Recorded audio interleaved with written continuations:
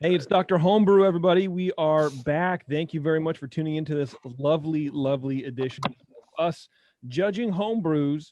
Well, me drinking homebrews and going, yep, I totally get that taste. And then, Brian and Brian actually, judging homebrews. But, whatever, man. That's the price I pay for being really cool. You know what I mean? Is I just get to drink everybody's homebrew. I'm JP, of course. And then with me, as always, are Brian and Brian. Hey. And then apparently we have a third Brian on. So we're back to the Council of Brians. And I can't wait for Brian Shaw to make like 10 jokes about it that each take 4 minutes long. Well, I'm sorry to disappoint you, JP. I'm disappointed myself because we were going to have a show with 4 Brians, and I'm not sure that the internet or Earth or anybody could have withstood that. So we were only going to have a show with 3 Brians. Yeah, that's true. Okay, well, that's all right. Brian Mills, welcome, dude. Thank you. Yeah, Brian's a repeat offender too. That's right. That's right. I keep coming back for more punishment. Well, can't get enough. Yeah, I appreciate it. Before we get to your beer, though, I do want to thank our fine sponsor, 5 Star Chemicals.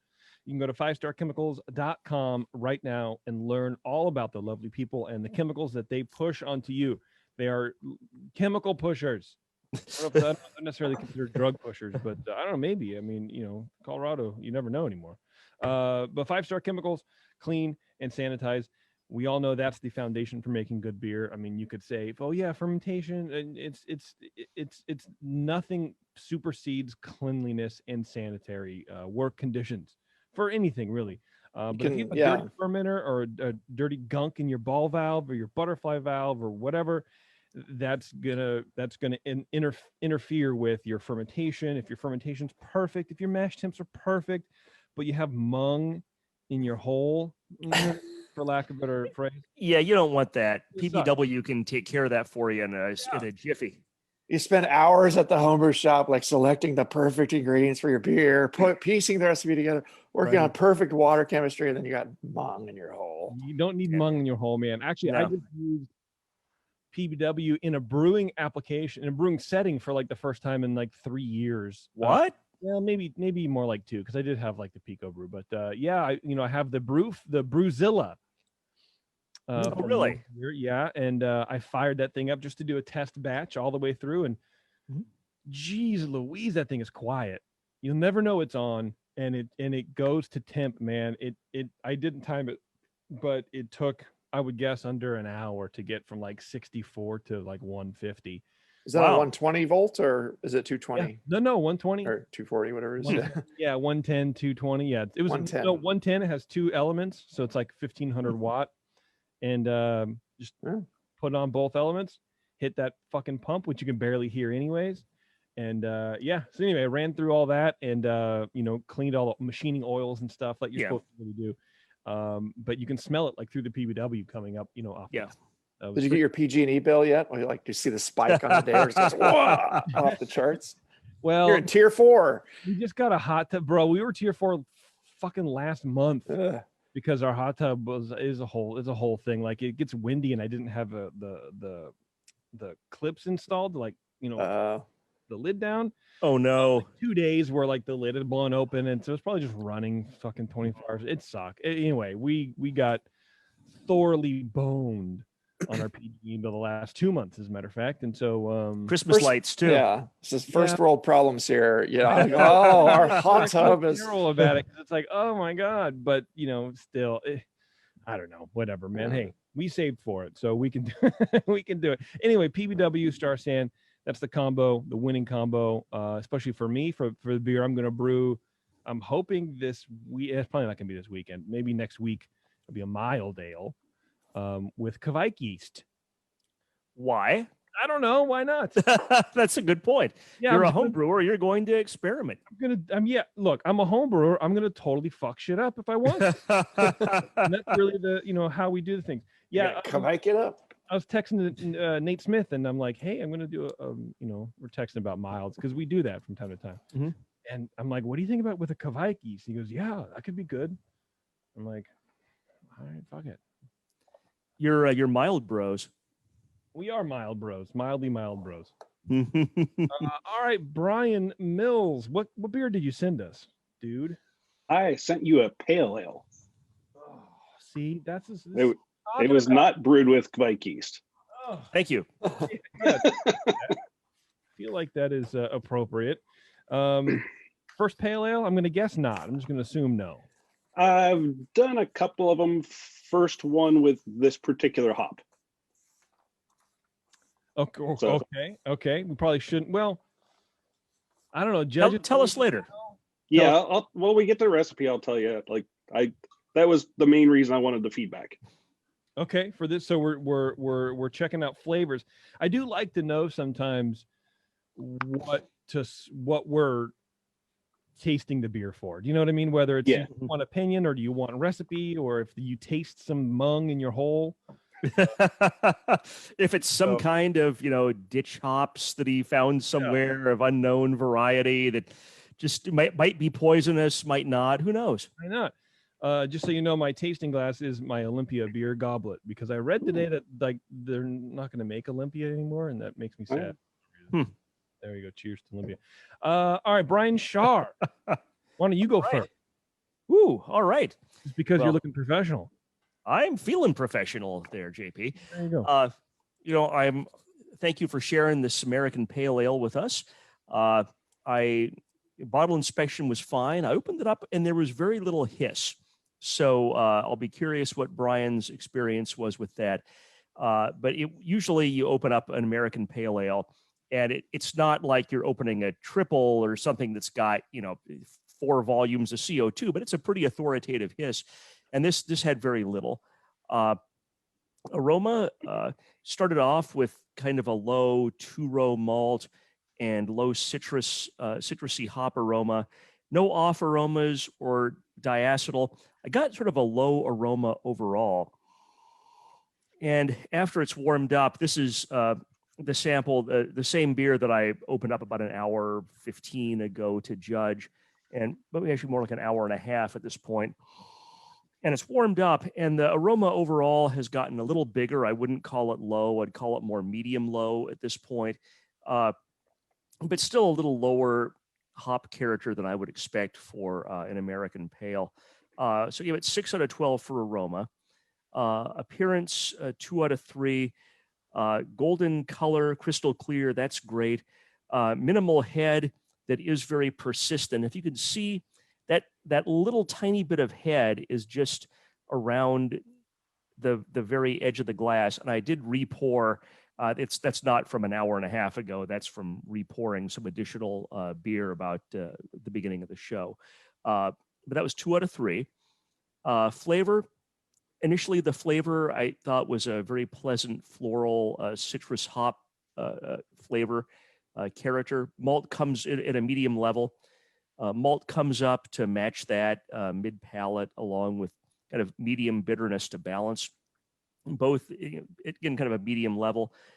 Finish is short and balanced. I like the hop choices. Whatever, I'll be curious what you used, because they really played well together, and I thought were very tasty. But again, it was just kind of not. This is not an IPA, but I think I wanted a little more hop flavor and maybe a little bit more hop character out of the flavor. So I gave this 11 out of 20. Mouthfeel, 3 out of 5. Very low carbonation, to me almost watery. Slight warming, neither creamy nor astringent.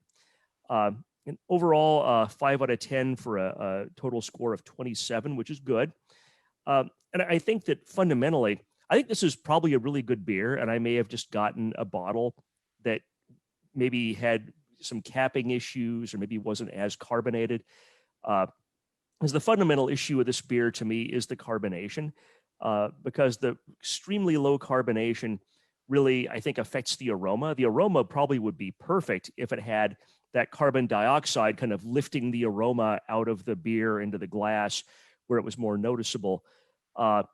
Kind of definitely affects the body, not having the carbonation at a level where it should be. And it also affects the flavor by having kind of the lack of the carbonic bite and having that prickliness kind of lift some things off your tongue and make it a little more lively. I think the choices, even before you mentioned hops, I noticed I really liked the hop flavor. I thought that the whatever hop choice or combination of hops you used was real good. There's no off flavors. I mean, the technique that I'm not really getting anything objectionable about this at all. It's just, to me, the root cause of why this is not, a 37 instead of a 27 is carbonation, and that may be a singular issue with the bottle that I had. So, thank you for sharing, and I'm curious about Brian Cooper's experience. Here we go. I'm going to open one right now in front of my little microphone here, and I didn't hear anything. Yeah. Now, this one's about as low as the one I had last night. So I had the benefit of having 2 bottles. So yeah, we'll go with this, and I'll pour it straight down the glass as you do when you're judging. It does throw up there's carbonation in it. Oh wow, this glass is not beer clean, is it? Wow. Come on. Oh boy. For God's sakes. You call yourself a doctor of homebrew? You don't scrub in with your glassware before the show? Yeah, this came straight out of the dishwasher. It's just yeah. It smells like dishwasher detergent, and yeah. It's a little chunky in there, kind of Palmolive-y. Yeah, Palmolive. No, I do agree with a lot of what Brian said there. Did start with a low hiss there, and the nose comes through with a light resiny and citrusy hop at first. I thought I was grasping at something in there. I thought maybe I got a little faint bubblegum ester just immediately after pouring it, and it went into hiding soon after that. But I couldn't really find it again, or else I was just trying to imagine what it might have been, and that's something else. But there's an interesting ester in there, and I got a little interesting ester character in the flavor too. But it wasn't super unusual. Like, whoa, that's super weird. It kind of plays with it, and it pops through a little more than it would if the hops were a little more in the forefront. Yeah, Brian, not to interrupt you, but I had the same thought, and I thought just a very fleeting, when I poured it, from the bottle I'd opened like an hour and a half ago, maybe 20 minutes back, I got just a fleeting, almost like a fusel, but then I didn't anymore. And I thought, I'm not going to even bring it up because it's probably just, an anomaly of whatever I happen to be smelling right then. But we both experienced that, and I'm not sure what it was. Yeah, there was something that just zinged by. Like, okay, I might not have got it in time, but it was bubblegum? Space junk of the beer world. Yeah, it cruised through our solar system at an immense speed from another solar system and an alien world somewhere. Probably not even our galaxy. Anyway, yeah, there's kind of bready malt underneath the hop, or kind of even with the hops almost, but it's faintly biscuity and caramelly, a little bit of caramel. Otherwise, just fairly unassuming. I kind of agree that the beer is a little underwhelming in the nose. The hop smell that is there is nice, and it's a good blend, like Brian said. But and there's no DMS or diacetyl. Yeah, it seems clean. It's just okay. Does that scream American Pale Ale? I mean, yeah, I don't want an IPA either, but maybe a little more hop for sure. The color is nice. It's kind of a rich medium golden color with good clarity, a low whitish head that fades fairly soon after pouring. This one's actually sticking around a little better. Maybe it's my glass, the enhancing Palmolive effect. But yeah, mostly finer bubbles with wisps of foam covering the beer after a while. And in the flavor, there's a low malt with the bread and hints of biscuit. I thought I got like a medium low apricot like ester. You know what I'm getting though, as I retaste it, I'm getting kind of a wordy taste to it. And I think it's just because the carbonation is so low that just the wordiness of the malt comes through. And there's not much else for it to hide behind. So I don't get the feeling that it's under attenuated. I'd say, the finish is semi-dry, but it's not bone dry. It's not sweet or cloying by any stretch of the imagination. The bitterness is quite faint as well, and that's another thing that could be adjusted here to, your bitterness should be at least towards medium here, and it's just kind of really faint. And again, the hoppiness in general is just low, too low overall for the style, both the flavor and the bittering. And some people may prefer a pale ale that's a lot less hopped than some of the modern interpretations of it. But even in the 90s, it's, you know, yeah. Go ahead, JP. Oh, you prefer that? Yeah. Yeah. Okay. But this takes it a step lower. Yeah, the balance is just slightly actually to the malt on this, I would say. And the fermentation, again, fairly clean. No major off flavors here. So, you know, pretty decent. I gave it 11 out of 20 on the flavor. Mouthfeel wise, medium light bodied with medium low CO2. Just too low for the style. There's no warmth or astringency or any kind of bite here. Just dulled overall with a little bit of spritziness. And there's no real hop phenols here to give a little bite. It's still smooth. It's not creamy or slick or anything else weird. It's just kind of towards where it should be. 3 out of 5 for mouthfeel. Overall, it's a pleasant beer. It goes down fairly smoothly. It's an easy drinker. I didn't have any problem getting it down. Seems cleanly brewed, just misses the mark on the hoppiness and the bitterness and the CO2. That should be more prominent. That's going to, the CO2 affects everything. It's going to push all of those flavors up and push the hop that's obviously in there out into your nose a little better. So, but yeah, the bitterness does need to come up. CO2 needs to come up, and probably the aroma hops a little bit too. Something to counterbalance that malt. So yeah, late hops, dry hops if you used them. So it's well fermented, lacking any serious flaws. I landed on a 30. I was like, well, is it a 29? Is it 30? So I was like, okay, I'll give it a 29 and a half. I gave it a 30, but then I wrote 29 and a half question mark. I'm like, it's like right between, that would put it right between good and very good. So, it's in that territory. It is very good, fairly good. So is that's kind of good better than good or pretty good? Yeah, kind of good. Yeah, pretty good. Yeah, it's pretty good.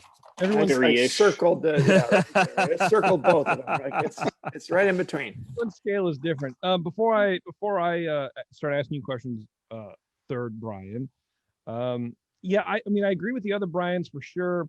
I get a little scorched wort. I get a little like, I don't want to say burny, but a little burn, just a little bit. And maybe that's a malt choice with the hops. I don't know. But I echo what everybody else is saying. It is a little too thin for for a pale ale. It tastes more like a slightly hoppy ESB. Did you say you're getting burny in this beer? I'm getting burnt. My liege. That's the source of the hops. So is he wearing mittens? Yeah, Vermont hops. That's right. That's my opinion about what's going on. It's a little thin. It does need a little more hop character. The malt, it needs a little more body, but there is like some sort of like burnt scorched wort thing going on. But before all that, what do you guys think about the hops? Because that's what was the main reason Brian sent the beer in. What about hop flavor, hop aroma? Does that work with a beer like this? I think the hop flavor does. I think that the aroma would, and to the extent that I got some, it did. I think if there was some more CO2 kind of lifting that out, it would definitely work. I'm interested to see what the hop is, because I do get almost like a fruity tropical thing. Yeah. Is that like a new school hop? And maybe that doesn't work with like a crystal malty pale ale. I was getting odd fruitiness, and the bubble gum is another ester. There was something odd in there. That could be the apricot in the flavor a little bit, or just something stone fruit, or maybe a little tropical. You might be right. Yeah. Well, it's going to be like cluster and galena. Brian, when you were saying bubble gum, to me that could be like fruitier, brighter, like Hubba Bubba, but on like a papaya level. You know what I mean? I could see some crossover where you might get that. Mills, why don't you go ahead and explain yourself? You put fruit stripe gum in the beer, I think. That is what it is. I dry striped it. Go ahead. man. So, like, as simply as I can put it, it's the Sierra Nevada Pale Ale recipe. Rather than Crystal 60, I had a Cara Munich available, so like that was a substitution. And it is whole leaf Cascade, but they're grown in my backyard. Oh.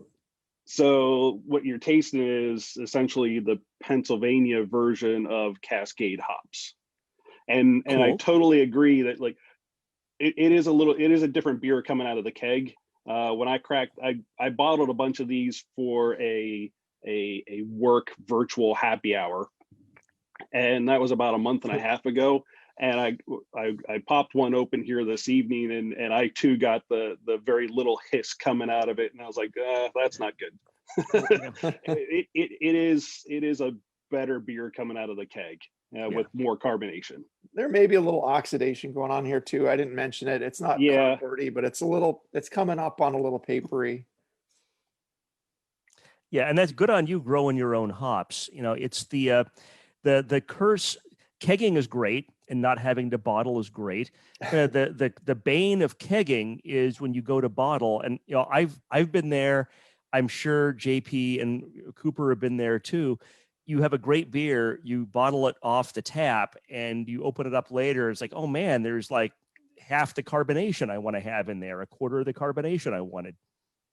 Yeah, and when I first did these, so we did our virtual happy hour with work the week between Christmas and New Year's, and it was a pretty quick bottling job for about 2 cases.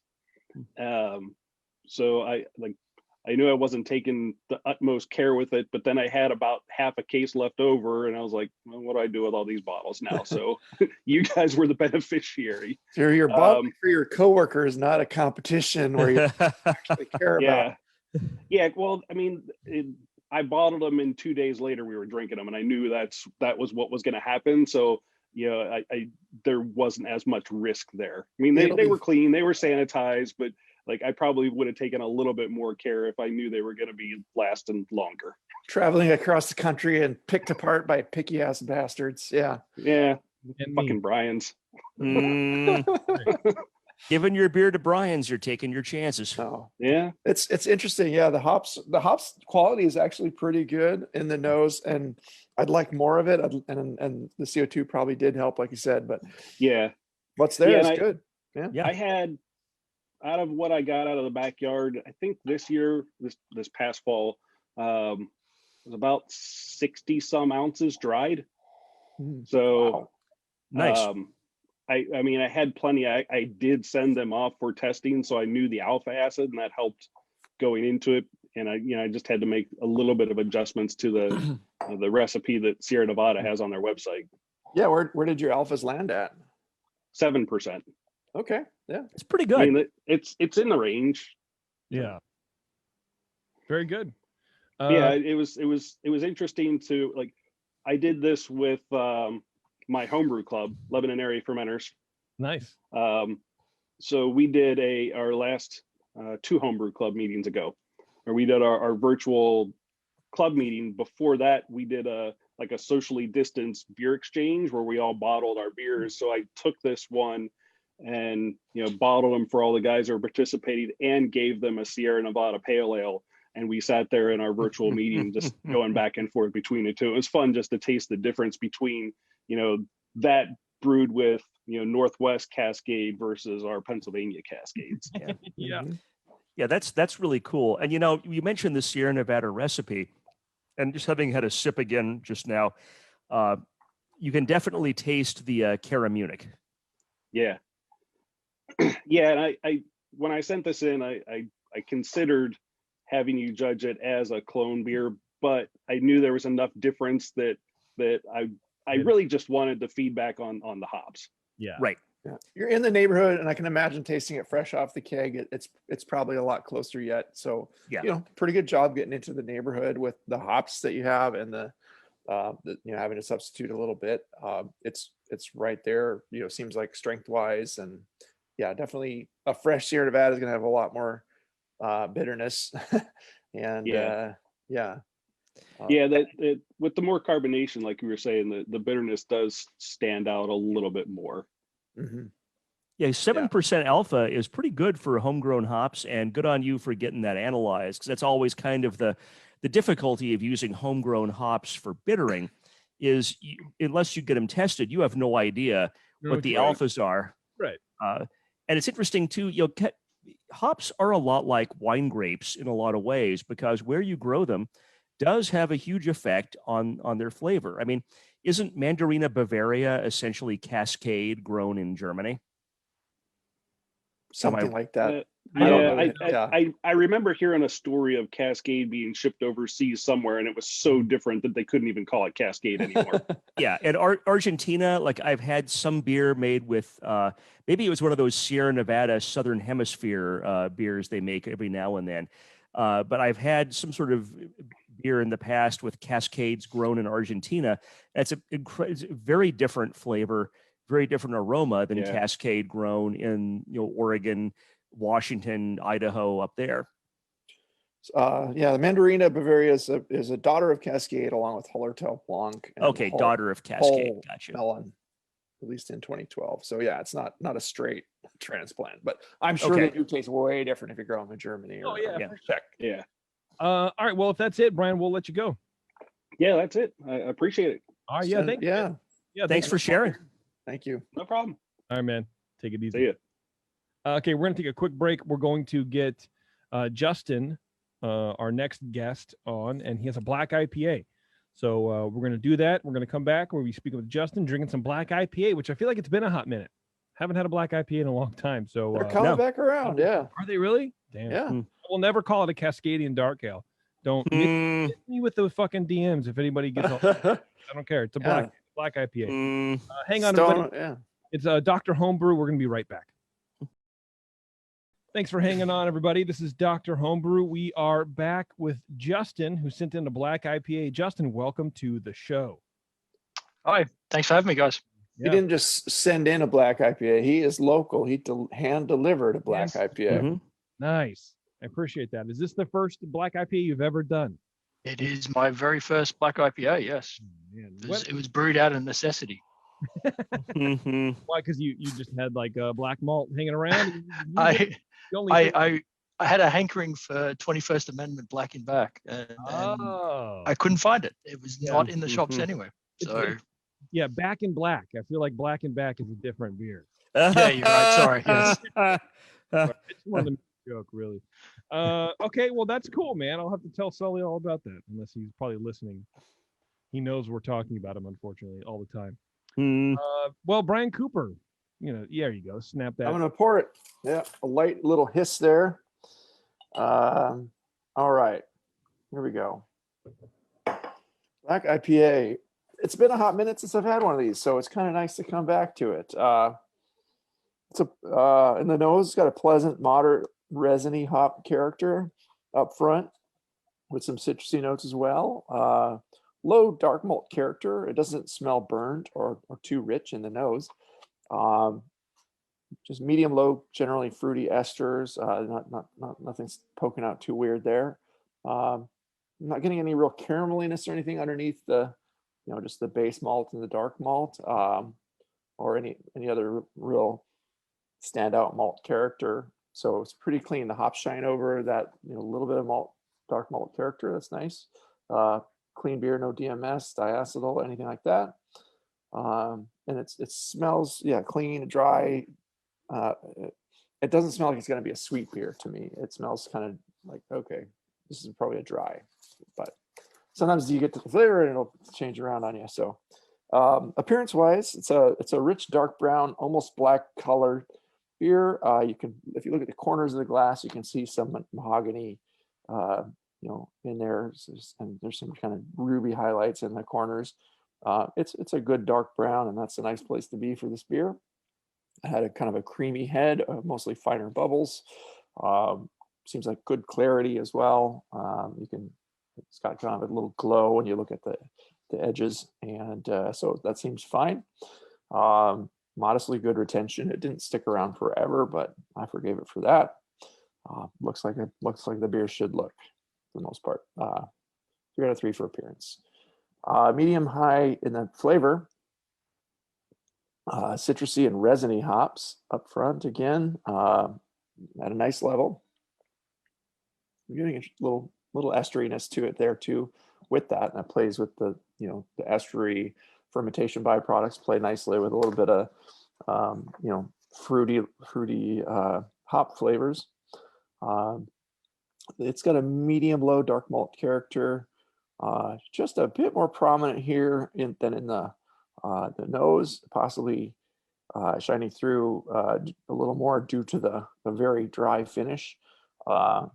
It's low smooth alcohol, seems cleanly fermented.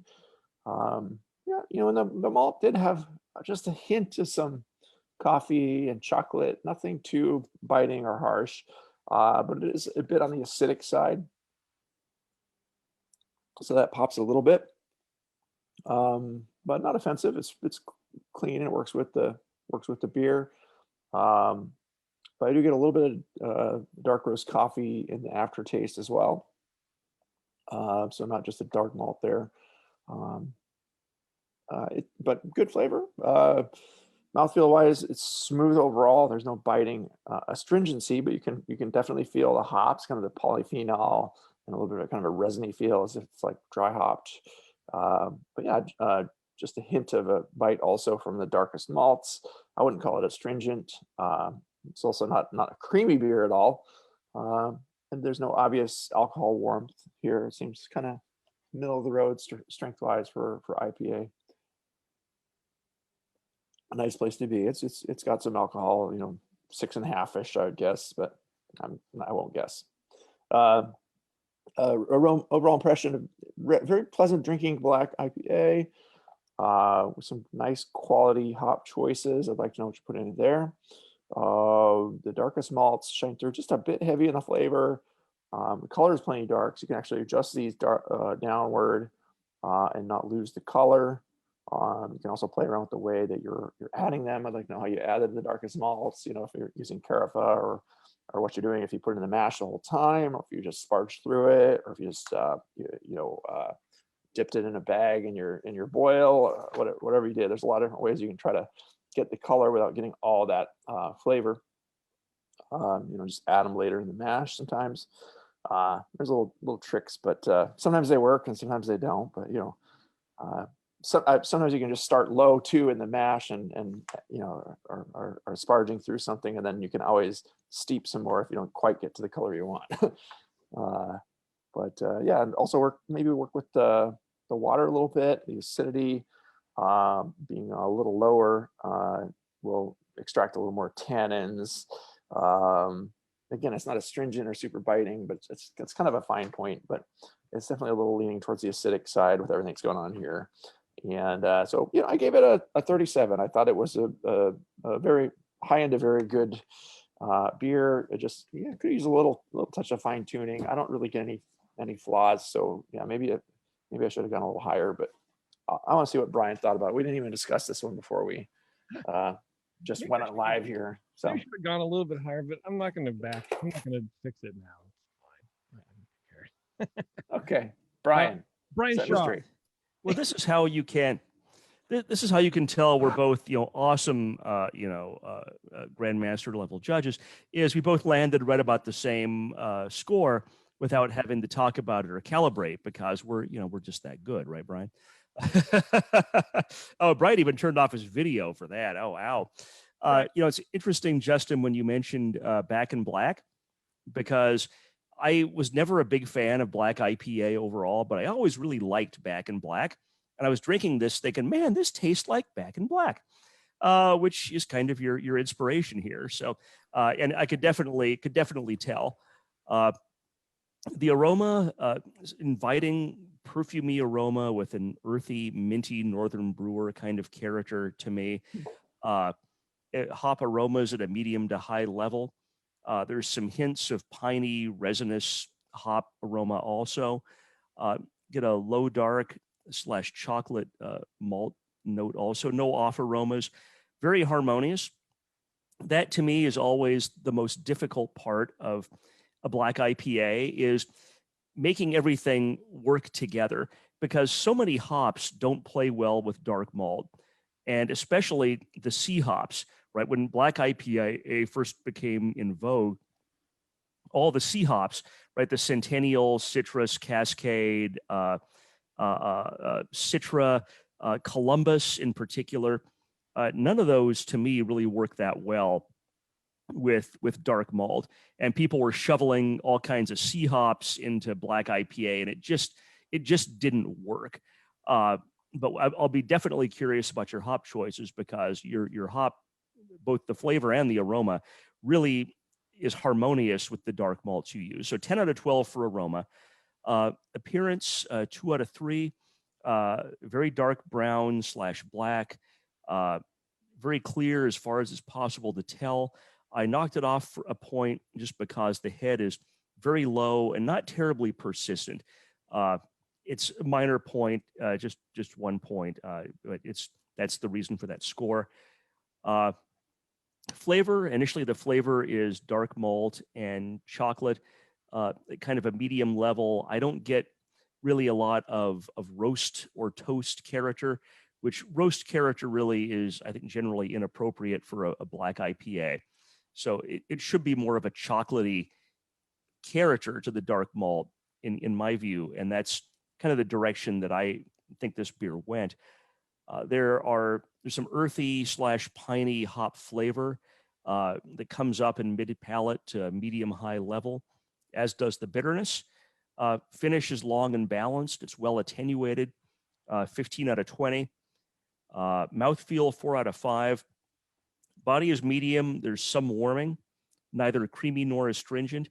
It was a little lower in carbonation than I would have liked for an IPA, but it's a minor ding, and that's the reason for the 4 out of 5. Overall impression, 8 for a total score of 39, which is excellent. Like I said, I really don't care for Black IPA, but I really like this one, and it makes me wish that I could get the commercial, the Back in Black back on the shelves again, because I might go out and buy some. And I probably should have bought more of it while it was available back in the day. You're the reason that's not out anymore. Yeah, that's nice. That's exactly right. Yeah, you miss a beer and you can get well into the neighborhood and almost have someone mistake it for the actual beer. That's good. Yeah, exactly. It tastes a lot like I remember Back in Black as well. Yeah. That kind of piney. And, Black IPAs are not supposed to have all that roast, and you guys covered it. I don't need to beat it up. But Back in Black, to me, did have a little bit of that more roasty edge than I think was to style, I guess. So if you're copying that, it's not out of that realm. For me, I think it maybe needs a little more malt character or whatever, and a little more hop flavor. But it tastes, you're like 90% there. This is very good. Yeah. Yeah, all I might do, and as it warms up here, kind of having another sip after it's come up to a lot closer to room temperature, it's still really good. And I get just a little bit of roast character, but it's not overwhelming, and it certainly doesn't put it into like some different, like American stout territory or anything like that. All I would do with this beer is increase the carbonation a little. And in the last segment, we were talking the same thing. If this is from a keg, bottled from a keg, that's one of the hardest things to do when you're kegging, is to get beer into a bottle and have it have the carbonation you want. But to me, that's about the only thing I'd really change in this beer is the carbonation. Yeah. Well, adding a carbonation is also going to increase the acidity. So you might want to think about that in tandem, because, carbonic acid is CO2 in suspension. You're going to make it a little more biting too. So maybe playing with the other chemistry of it too, and possibly drawing back the dark malts a bit. JP, what other malts would you add? You said maltiness. Yeah, I said body, and I didn't mean it because I just took a sip from the bottle, and I was literally just playing that over in my mind, because that's what I do, is I play my errors over and over again. But I was like, I didn't mean that. I didn't mean it needs more body. I think you do need to back off on the roast malt a little bit, but I think maybe it's the hop flavor that I'm thinking of. I think it needs more of that piney. I'm trying to like place that beer. I've only had it a couple of times, and that was a couple of years ago. So I probably shouldn't even really talk on it. But it is a little bitey with the roast malt. Well, I didn't get any. Yeah, I can. They can have a little bit of caramel in there, or a little bit of. You probably wouldn't want to put toastiness in here, but like maybe a dark caramel malt of some kind. Yeah, I mean, also look, if we're talking like comparing this to commercial, versions of this beer, I've had stout level tartness and shit from not tartness, but acidity from dark malts from it does almost get tart though sometimes, like a tanginess to it. It's just like wow. But anyway, let's hear from Justin. What is your recipe on this, dude? Well, thanks, guys. I'm happy with that score, given it's my first Black IPA. It was based on a Back in Black clone recipe from BYO a few years ago. The malt bill was 11 pounds of 2-row, 1.25 pounds of Munich malt. The recipe called for light Munich. I didn't have any, so it was a slightly darker Munich that I had. But there's not much between a light and a dark Munich really in the grand scheme of things. Cara Munich, 12 ounces of Cara Munich 2, Carafa special 12 ounces, and that was it. It was mashed in at 148. I kept it at 148 for 60 minutes. Then I did not do a step mash. I normally do a step mash. I didn't in this case. I don't know why. And I'll get to that a little later because I think I was a bit rushed that day, which is one big process change that I really changed later on, which I'd be interested to know if you think this had an impact. Onto the boil, the hops were Columbus at 60 minutes an ounce, Centennial 2 ounces at flame out, and some Columbus 1.25 ounce at flame out. So there was no Northern Brewer. It was a lot of C hops going into it. I totally have to reevaluate my position on C hops and Black IPA then, because though I remember back in the day that seemed to be an issue, but no, maybe Columbus is the one that works. I feel like they're the only ones that can. I don't know. Yeah, may be. I think the C hops Nugget works. Yeah. But when I was first brewing in the early 2000s, it was like I loved hops, but I also wanted to make a stout. And I was like, well, what would happen if you took a stout and just added a bunch of hops to it? Because I had no idea what that would taste like. I'd never tasted anyone beer doing that. So I added a bunch of C hops to a stout, and it was terrible, of course, but it was just weird. But I think maybe the roastiness, a rich roastiness combined with C hops won't work. But in this case, there's not a lot of roastiness here. But I would say you put 12 ounces of the Carafa Special in there. That seems high, and it may be just because that's what leaning towards this recipe as it is a little bit richer on that side. But you might start with do and you put it all in the mash. I assume just like leave it out of the mash, sparge through it or steep it and use half of it at first and just see if you get the color you want. Maybe taste the wort and see if it gets you there. Because like the less of that you can have in this beer, honestly, for me, the more it's going to be better a Black IPA. Because I really just want the hops to shine through. I want a little bit of that dark malt character, and then but it's really nice. Yeah, I could easily match if we were discussing this in a competition. Brian and I probably just match each other's 39. I'd say good. It's a really nice beer. I thought of that when I first tried it, and I really wanted to do something different with the darker malts, and so I just did an Irish stout where I didn't put the darker malts in the mash. I put it in like the last 15 minutes of the mash. It didn't work out as well because it turned out to be a really low ABV stout, but the flavor is great. So I think I'm going to do that more often of later in the mash, put the darker malts in. So yeah, absolutely. Yeah, that makes sense. And, Brian was talking about putting a bunch of C hops in a stout, and thinking back to where I came to my bias against C hops in dark beer. That's exactly the same thing too, is I'm thinking, all right, here's like a chocolatey flavor, and here's more like a citrus orange, and chocolate and oranges. That's a good combination. I'm going to dump a bunch of these citrusy hops into my stout. And I think Cooper's exactly right that it's the roast that maybe doesn't work with that more so than dark malt in general. Yeah, I thought I was being brilliant. I'm like, boy, nobody's ever thought of trying this before. I'm like, no, they just don't do it because it doesn't freaking work. Okay. Yeah. That's very weird. Nobody's ever thought about doing anything. Yeah, No, sometimes being a pioneer doesn't mean you're a pioneer. It means you're doing the same stupid thing that 10,000 other people have tried before, and they don't do it for a reason. Yeah, they didn't tell you about it because it's embarrassing. Didn't work. bet your balls that if it worked, you people would know about it. That's right. Well, hazy IPAs popped up a few years ago. You know, who would have thought that would work? Never. Justin, do you have any questions for the boys, or did they pretty much cover it? So one thing I did different, which I'd be interested to get your feedback on, is at Flame Out, I then, rather than chill it down with, I've got a counterflow chiller. I didn't do it, and I didn't make notes as to why I didn't. I think I had something to do that day, and I ran out. So I've got a Robo Brew, and so I just took the thermal jacket off and just let it come down to temperature normally, which from what I see in Australia, home brewing scenes is a very common thing to do. I was going to say, yeah. but not so common here. But I did it out of necessity, and I wonder if that influenced anything. Doesn't seem to have harmed it in any way.